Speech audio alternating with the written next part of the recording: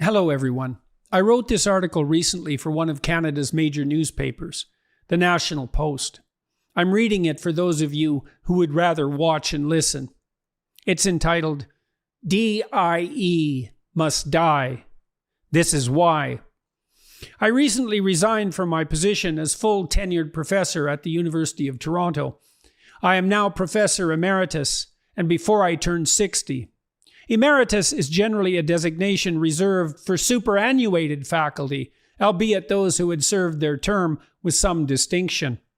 I had envisioned teaching and researching at the U of T full-time until they had to haul my skeleton out of my office. I loved my job. And my students, undergraduates and graduates alike, were positively predisposed toward me. But that career path was not meant to be. There are many reasons, including the fact that I can now teach many more people and with less interference online. But here's a few more. First, my qualified and supremely trained heterosexual white male grad students, and I've had many others, by the way, are no longer eligible upon graduation for university research positions, despite stellar scientific dossiers. This is partly because of diversity, inclusivity, and equity mandates. My preferred acronym, DIE. These have been imposed universally in academia. Despite the fact that university hiring committees had already done everything reasonable for all the years of my career, and then some, to ensure that no qualified minority candidates were ever overlooked. My students are also partly unacceptable, precisely because they are my students. I am academic persona non grata because of my unacceptable philosophical positions. And this isn't just some inconvenience. These facts rendered my job morally untenable. How can I accept prospective researchers and train them in good conscience, knowing their employment prospects to be minimal? Second reason. This is one of many idiot issues of appalling ideology currently demolishing the universities and, downstream, the general culture. Not least because there are simply not enough qualified BIPOC people in the pipeline. BIPOC, Black, Indigenous, and people of color, for those of you not in the knowing woke. This has been common knowledge among any remotely truthful academic who has served on a hiring committee for the last 3 decades. This means we're out to produce a generation of researchers utterly unqualified for the job. And we've seen what that means already in the horrible grievance studies disciplines. That, combined with the death of objective testing, has compromised the university so badly that it can hardly be overstated. And what happens in the universities eventually colors everything, as we have discovered. All my craven colleagues must craft DIE statements to obtain a research grant. They all lie, excepting the minority of true believers, and they teach their students to do the same. And they do it constantly with various rationalizations and justifications, further corrupting what is already a stunningly corrupt enterprise. Some of my colleagues even allow themselves to undergo so-called anti-bias training conducted by supremely unqualified human resources personnel, lecturing inanely and blithely and in an accusatory manner about theoretically all-pervasive racist, sexist, heterosexist attitudes. Such training is now often a precondition to occupy a faculty position on a hiring committee. Need I point out that implicit attitudes cannot, by the definitions generated by those who have made them a central point of our culture, be transformed by short-term explicit training? Assuming that those biases exist in the manner claimed, and that is a very weak claim, and I'm speaking scientifically here, the implicit association test, the much vaunted IAT, which purports to objectively diagnose implicit bias, that's automatic racism and the like, is by no means powerful enough, valid and reliable enough to do what it purports to do. Two of the original designers of that test, Anthony Greenwald and Brian Nozick, have said as much publicly. The third, Professor Mahzarin Banaji of Harvard, remains recalcitrant. Much of this can be attributed to her overtly leftist political agenda, as well as to her embeddedness within a subdiscipline of psychology, social psychology, so corrupt that it denied the existence of left-wing authoritarianism for 6 decades after World War II. The same social psychologists, broadly speaking, also casually regard conservatism, in the guise of system justification, as a form of psychopathology. Banaji's continued countenancing of the misuse of her research instrument, combined with the status of her position at Harvard, is a prime reason we all still suffer under the Dye yoke, with its baleful effect on what was once the closest we had ever come to truly meritorious selection. Furthermore, the accrediting board for grad clinical psych training programs in Canada are now planning to refuse to accredit university clinical programs unless they have a social justice orientation. That, combined with some recent legislative changes in Canada, claiming to outlaw so-called conversion therapy, but really making it exceedingly risky for clinicians to do anything ever but agree always and about everything with their clients, have likely doomed the practice of clinical psychology, which always depended entirely on trust and privacy. Similar moves are afoot in other professional disciplines, such as medicine and law. And if you don't think that psychologists, lawyers, and other professionals are anything but terrified of their now woke governing professional colleges, much to everyone's extreme detriment, you simply don't understand how far all of this has gone. Just exactly what am I supposed to do when I meet a grad student or young professor hired on Dye grounds? Manifest instant skepticism regarding their professional ability? What a slap in the face to a truly meritorious outsider. And perhaps that's the point. The Dye ideology is not friend to peace and tolerance. It is absolutely and completely the enemy of competence and justice. And for those of you who think that I am overstating the case, or that this is something limited in some trivial sense to the university, consider some other examples. This report from Hollywood, cliched hotbed of liberal sentiment, for example, indicates just how far this has gone. In 2020, the Academy of Motion Picture Arts and Sciences, the Oscar people, embarked on a 5-year plan, does that ring any historical bells, to, quote, diversify our organization and expand our definition of the best.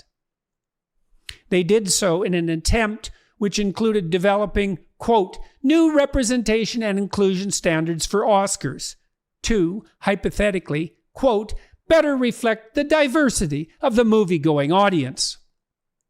What fruit has this initiative, offspring of the Dye ideology, borne?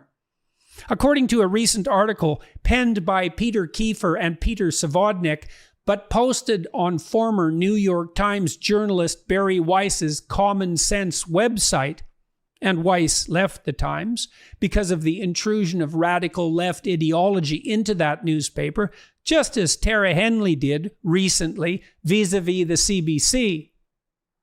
Quote, we spoke to more than 25 writers, directors, and producers, all of whom identify as liberal, and all of whom described a pervasive fear of running afoul of the new dogma. How to survive the revolution? By becoming its most ardent supporter. Suddenly, every conversation with every agent or head of content started with, Is anyone BIPOC attached to this? And this is everywhere. And if you don't see it, your head is either in the sand or shoved somewhere far more unmentionable.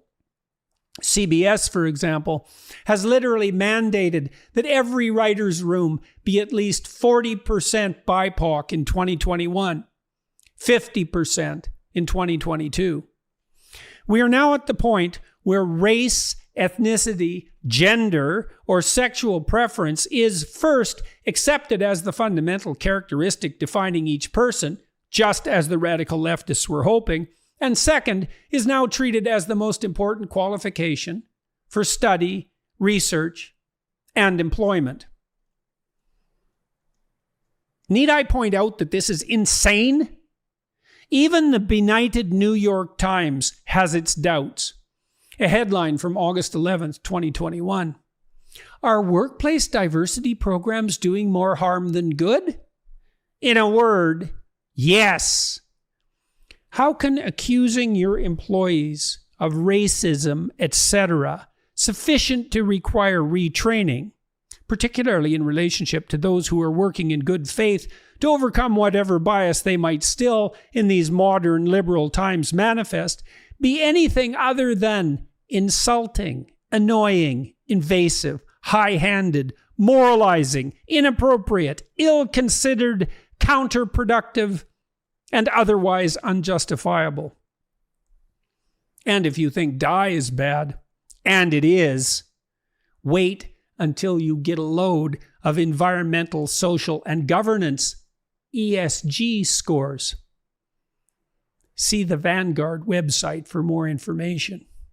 Purporting to assess corporate moral responsibility, these scores, which can dramatically affect an enterprise's financial viability, are nothing less than the equivalent of China's damnable social credit system applied to the entrepreneurial and financial world.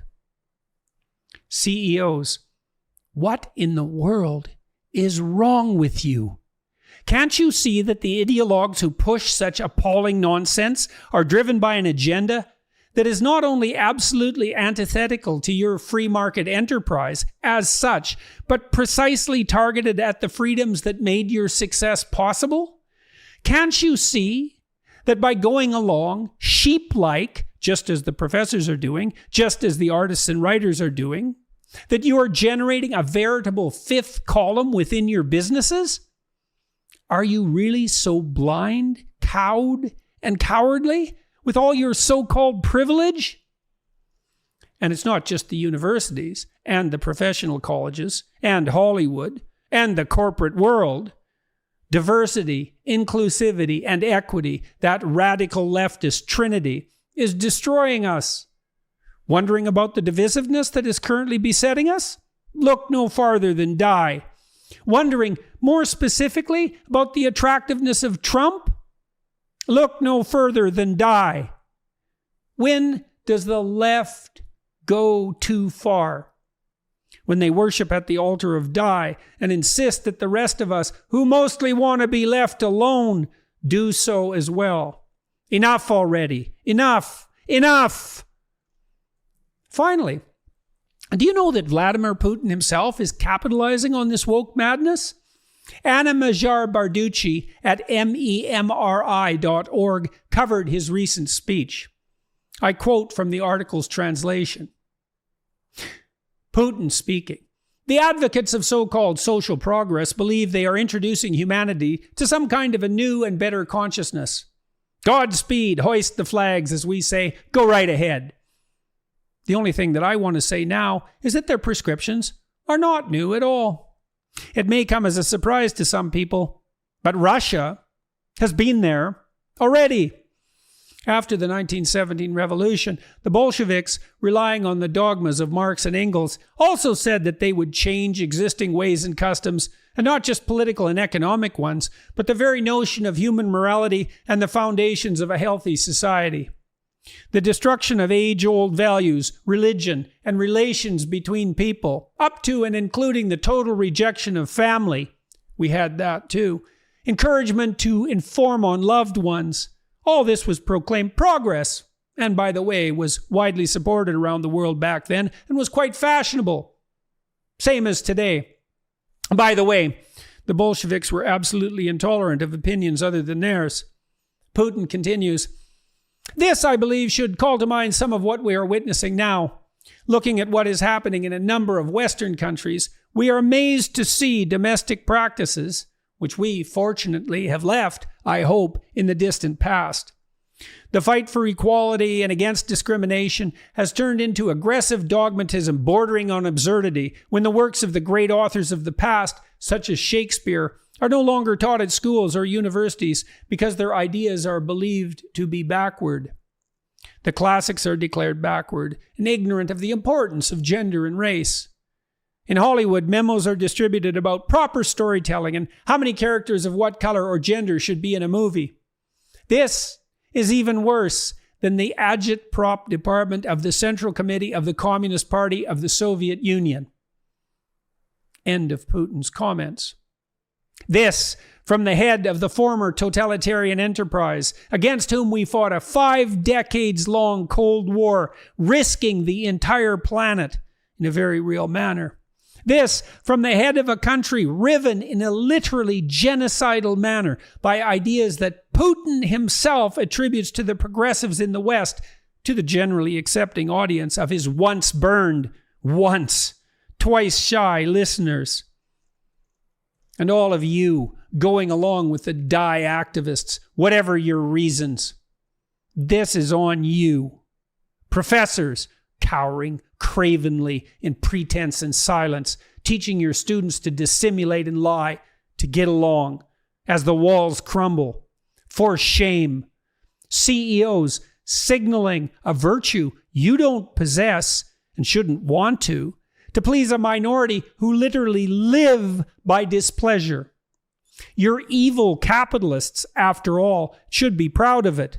At the moment, I can't tell if you're more reprehensibly timid even than the professors. Why the hell don't you banish the human resource die upstarts back to the more appropriately named personnel departments, stop them from interfering with the psyches of you and your employees, and be done with it? Musicians, artists, writers, stop bending your sacred and meritorious art to the demands of the propagandists before you fatally betray the spirit of your own intuition. Stop censoring your thought. Stop saying you will hire for your orchestral and theatrical productions for any reason other than talent and excellence. That's all you have.